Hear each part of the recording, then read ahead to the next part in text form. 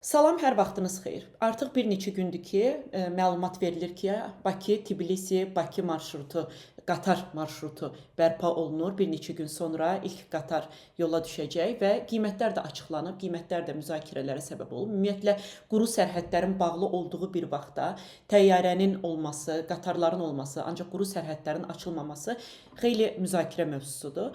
Bunlar ətrafında müzakirəni iqtisadçı Natiq Cəfərli ilə aparırıq. Yayımı paylaşın ki, daha çox insan izləyə bilsin. Natiq bəy, hər vaxtınız xeyir. Hər vaxtınız xeyir, siz də izləyiciləri də salamlayıram. Natiq bəy, əvvəllər deyirdilər ki, quru sərhədlərin bağlı qalması əslində azala pul qazandırır. Deyirdilər, quru sərhədlər bağlı qalırsa, təyyarə ilə insanlar sərhədi keçirsə, deməli burada məqsəd azala pul qazandırmaqdır. İndi belə çıxır ki, Azərbaycan dəmir yollarına da pul qazandırmaq istəyirlər. Yox, quru sərhədlərin bağlı olması tək azala pul qazandırmaq üçün deyildi, bu dəqiqdir. Yəni mən bunu dəfələrlə vurğulamışam. Biz Tbilisi reyslərini və yaxud da başqa reysləri hesablayanda görürük ki, o qədər də böyük bir vəsait qazanmır Azal ki, onun üçün bu boyda ölkənin sərhədini bağlı saxlamaq lazım gəlsin. Yəni bugünə qədər də hökumət belə də ağlabatan bir səbəb deməyib ki, quru sərhədlər niyə bağlıdır. Əgər bu təhlükəsizlik məsələsi ilə əlaqəlidirsə, bu da ağlabatan deyil. Çünki Azərbaycan kifayət qədər ordusu güclü ölkədir. Qonşu ölkələr, Ermənistan, Gürcüstan bizdən təhlükəsizlik nöqteyi nəzərindən daha zəif ölkələrdir, amma onlarda quru sərhədlər açıqdır.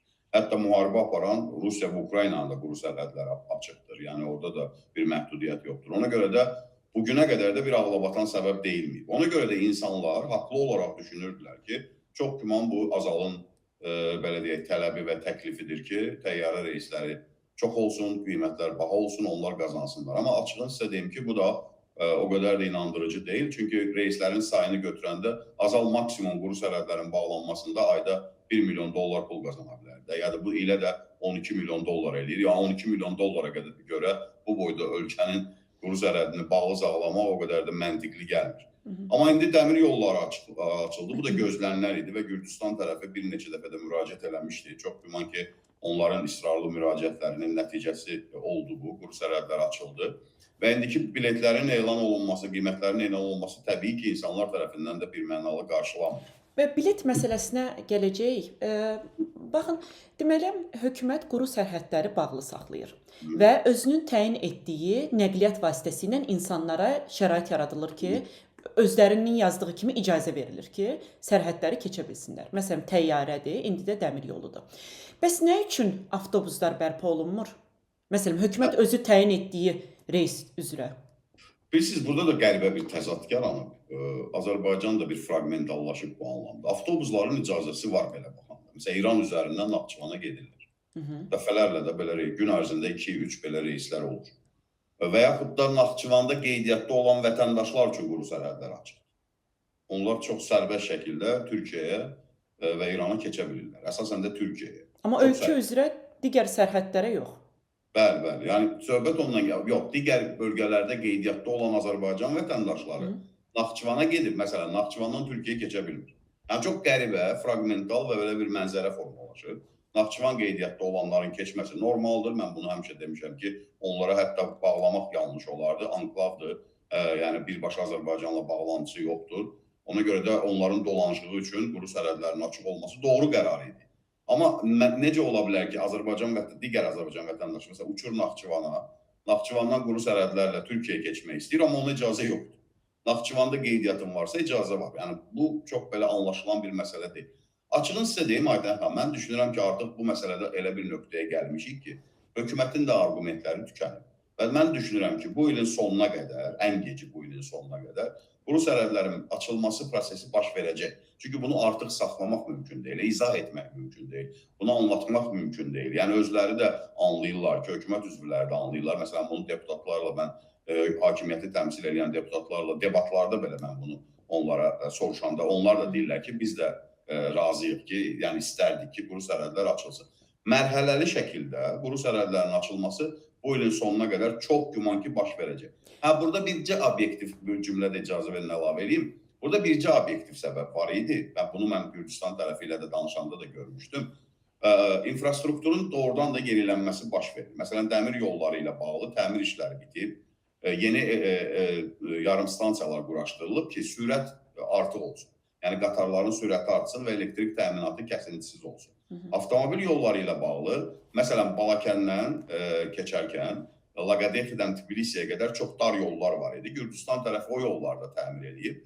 Qırmızı körpüdən Tbilisiyə qədər Rustavidən keçən hissə də təmir olunub. Yəni təhlükəsizliyi ilə bağlı orada işlər görülüb. Yəni infrastruktur da yenilənib bu illər ərzində və düşünürəm ki, bu ilin sonuna qədər yolların açılması labüddür. Çünki bunu artıq izah edə bilməyəcəklər. Yəni Covid deyə bilmirlər, pandemiya deyə bilmirlər, rəsmi desələr də belə qeyri-rəsmi belə açıqlamalarında deyə bilmirlər. Çünki bu inandırıcılığını tamamilə itirib də. Yəni ola bilməz ki, virus dünyanın 200-dən çox ölkəsində olmasın, bir tək Azərbaycanda olsun. Yəni buna görə də bu arqument də keçərli deyil. Ona görə düşünürəm ki, bu ilin sonuna qədər bu məsələ tamamilə həllini tapmalıdır. Natiq bəy, mən avtobusla bağlı sualı ona görə verdim ki, məsələn, insanlar soruşurlar ki, qatarla tutaq ki, Tbilisiyə getməyə icazə verilir, təyyarə ilə icazə verilir. Avtobusla niyə icazə verilmir? Halbuki avtobusla biletlər daha uyğun qiymətə ola bilərdi insanların cibi üçün. Məntiqi suallardır. Təbii ki, məntiqi suallardır. Yəni mən əslində tək avtobusla yox, insanlar piyada da keçməyə icazəsi Velosipedlə. olmalıdır. Öz avtomobili ilə də keçməyə icazəsi olmalıdır. Yəni bu normaldır, belə də olmalıdır. Yəni mən bunun həmişə tərəfində olmuşam. 6 ildir bu məsələni daim qaldırmışam bu məsələni. Bir tək Gürcüstanla yox, bütün sərhədlər açılmalıdır. Amma Gürcüstanla bağlı humanitar tərəf ondan ibarətdir ki, orada 400 minə yaxın soydaşımız yaşayır. İnanın ki, bu 6 il ərzində onlar çox böyük əziyyət çəkdilər. Gediş-gəliş məhdudlaşdırır. Onların hamısının birinci dərəcəli qohumu var Azərbaycanda, Azərbaycan ərazisində. Yəni onların gediş-gəlişi, toyda, yasda bir-birlərini görə bilməklə bağlı problemlər yaşadılar və kifayət qədər ciddi də doğrudan da sosial bir problem idi. Bu nöqteyi nəzərdən baxanda ilkin mərhələdə qatar, sonraki mərhələdə heç olmasa avtobuslar siz də deyən kimi məntiqlidir. Amma ümumiyyətlə mənim yanaşmam ondan ibarətdir ki, quru sərhədlər tamamilə açılmalıdır. Və çox güman ki, bu ilin sonuna qədər də dediyim kimi bu məsələ öz həllini tapacaq. Deyirsiniz ki, sosial bir problem də yaşanırdı. Çünki bu insanların ailə üzvləri, qohumları Azərbaycanda, yəni bu ölkə bir-biri ilə sıxdır. Ancaq bəs indi qatar qiymətləri buna imkan verəcəkmi ki, insanlar rahat gediş-gəliş əldə eləsinlər? Qatar qiymətləri ilə bağlı belə çox qəribə bir mənzərə formalaşıb açığı. Qiymətlərin ucuz olmadığını hamı görür. Yəni ən ucuz qiymət 81 manatdan 230-240 manata qədər olan qiymətlər var. Və bu çox qəribədir ki, bir tərəfin qiymətidir.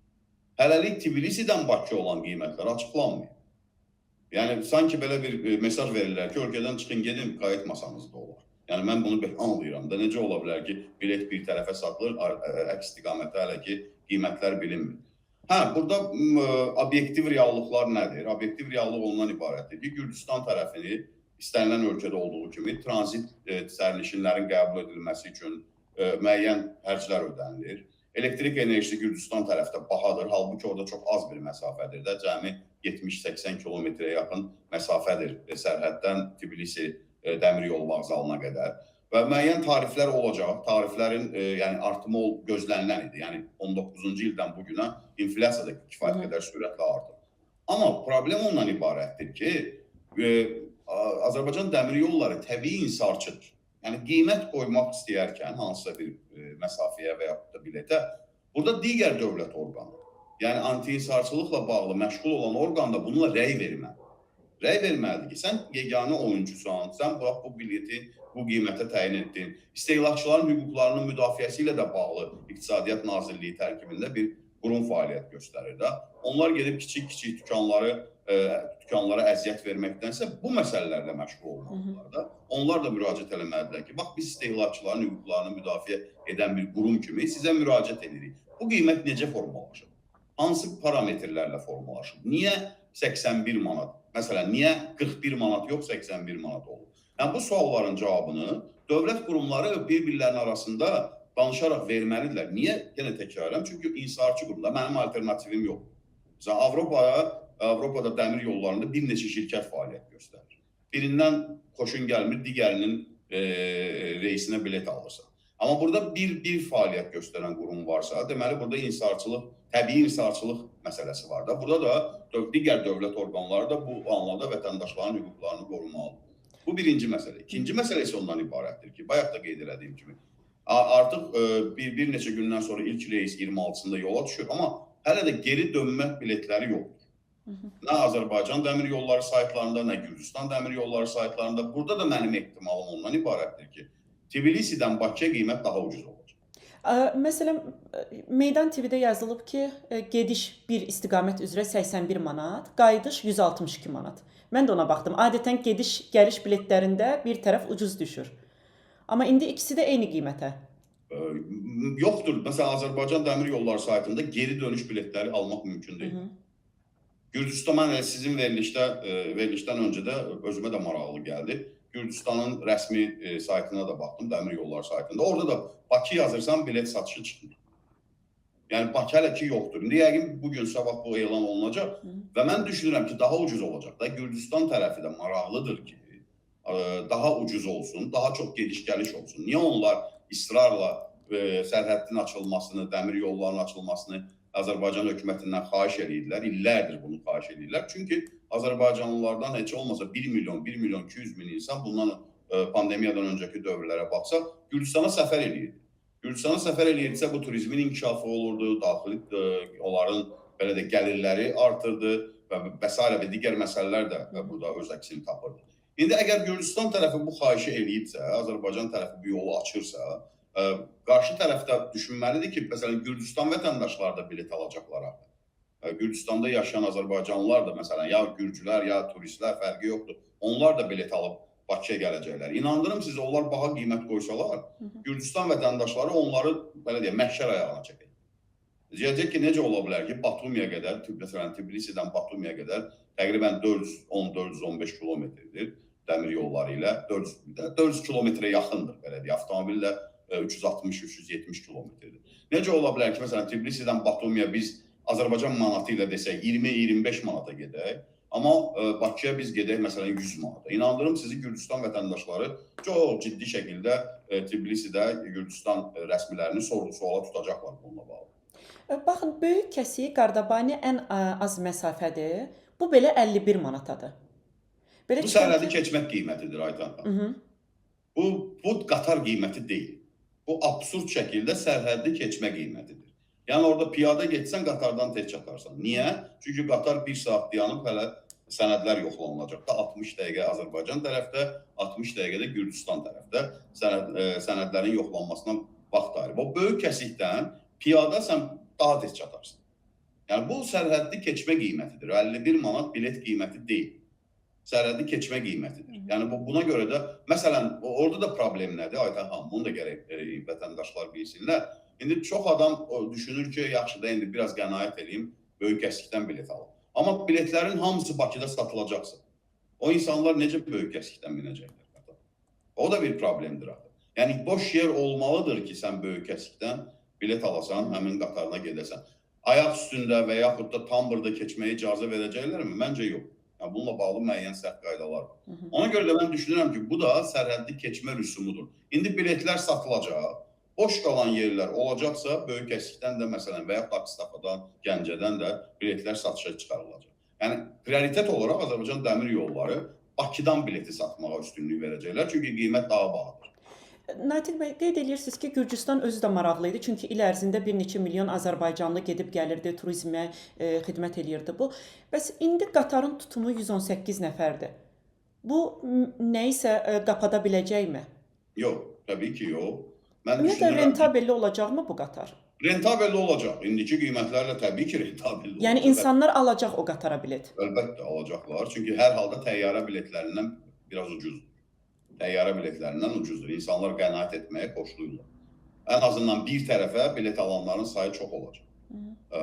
Ya qarşıdan bura, ya buradan Gürcüstana. Çünki yay dövrüdür. Çox adamlar uzun müddətli gedirlər də Gürcüstana. Orada evi olanlar, qohumlarının evi olanlar. Yəni rentabelli olacaq, bir mənalı şəkildə olacaq. Amma bu tələbatı ödəyəcəyimi yox. Məsələn, tələbatı ödəsəydi, daha çox təsir göstərsəydi, təyyarə qiymətləri həmən enərdi. Mən dünəndən bəri baxıram, biletlərin qiyməti açıqlanandan bəri 15 gün, 20 gün bundan qabaq hansı qiymətlər idisə, indi də həmin yay mövsümündə eyni qiymətlər, dəyişikliyi yoxdur.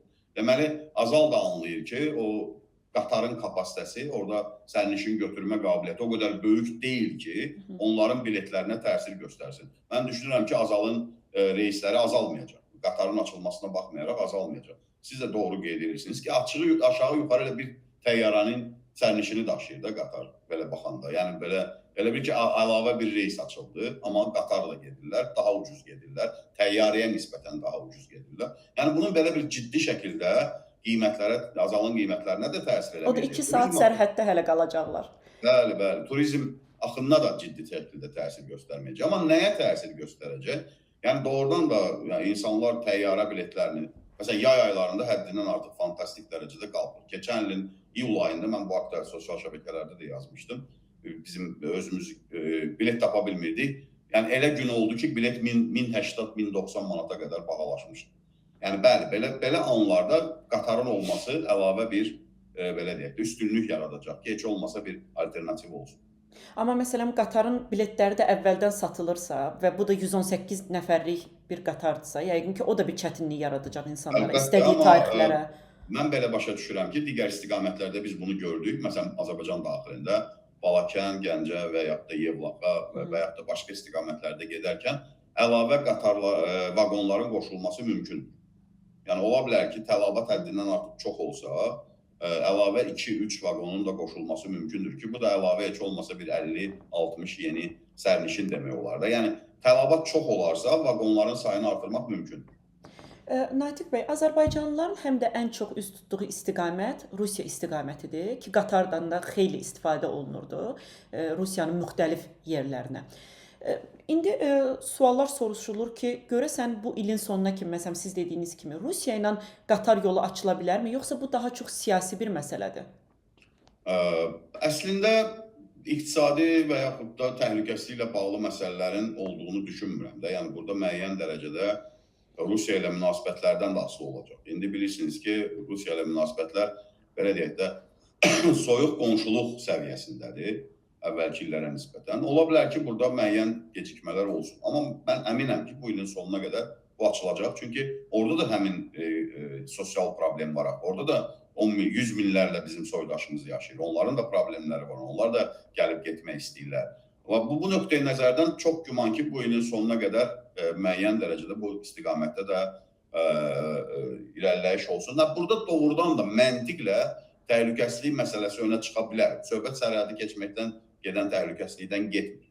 Söhbət Rusiyanın bütün regionları Ukrayna özünü müdafiə çərçivəsində atəş altında saxlayır, düz deyilir. Çünki Ukraynanı vurub dağıdırlar, Ukraynada cavab tədbirləri görür. Bu nöqteyi nəzərdən qatar daha az sürətlə getdiyinə görə daha təhlükəli sayılır. Bəli. Yəni, məsələn, təyyarə belədir ki, təyyarədə hansısa bir problem göydə olanda geri dönüş əmri verilir və təyyarə geri qayıdır. Qatarın elə bir lüksü yoxdur axı. Qatar aşağı sürətlə gedir. Ona görə də orada təhlükəsizliklə bağlı daha məntiqli arqumentlər var qatar yolunun açılması ilə bağlı. Amma düşünürəm ki, bu ilin sonuna qədər o məsələ də həllini tapacaq. Biz yenə təkrarlayım, Azərbaycan bu qədər böyük tədbirlər keçirir. Azərbaycan hökuməti dəfələrlə deyir ki, biz investisiya cəlb eləmək istəyirik, daha çox açılmaq istəyirik, daha çox turist cəlb eləmək istəyirik. Azərbaycan turizmlə bağlı, nə bilim, onlarla tədbir keçirir. Yəni, potensial investor quru sərhədlərin bağlı olmasına görə belə Azərbaycana gəlmək istəmir. Düşünür ki, burada nə var ki, nəsə təhlükəmi var, nə ola bilər, gələcəkdə mənim nə problemim yaşayır. Digər problemləri qoyuram, hələ bir ağa, korrupsiyadır, rüşvətdir, qanunvericiliyin çox da yaxşı olmamasıdır. Bunlar problem kimi həmişə olub, həmişə də olacaq. Yaxın gələcəkdə bunun düzələcəyini təəssüf ki, düşünmürəm. Amma təhlükəsizliklə də bağlı problemin olduğunu düşünəndə potensial investor çəkinir, potensial turist də çəkinir. Məsələn, bölgəmiz çox kiçikdir də. Bura gələn turist uzaqdan gələn, məsələn, Çin olsun, Yaponiya, Avropa, Amerika, bunlar gəlib bölgəni gəzmək istəyirlər. Yəni, gəldilər, bütün bölgəni gəzdilər. Biz də turist kimi hansısa bir Avropa ölkəsinə gedəndə yaxın ölkələri də gəzmək istəyirik ki, daha bura qədər gəlmişik, gedək başqa şəhərləri də görək də, əgər yaxındırsa və ucuzdursa. Yəni, eyni məntiqlə onlar da davranır axı. Məsələn, gəlirlər təyyarə ilə Azərbaycana, Azərbaycandan rahat şəkildə başqa yerə getmək istəyirlər. Və yaxud da gəlirlər təyyarə ilə Gürcüstana, Gürcüstandan quru sərhəddi Azərbaycana tərəf keçə bilmirlər. Amma Azərbaycana gələndə başqa ölkə vətəndaşları rahat şəkildə sərhəddi keçə bilir. Bu belə həddindən artıq kazuslu vəziyyətlər yaradır və bu mənə elə gəlir ki, Azərbaycan hökuməti də bunun fərqindədir. Əgər doğrudan da biz turizmi inkişaf elətdirmək, doğrudan da biz investor cəlb eləmək istəyiriksə, bu məsələni də yaxın zamanlarda, yaxın aylarda kökündən əldə etmək. Aydındır. Natiq bəy, çox sağ olun. Təşəkkür edirəm sizə. Mən təşəkkür edirəm, sağ olun. Sağ olun.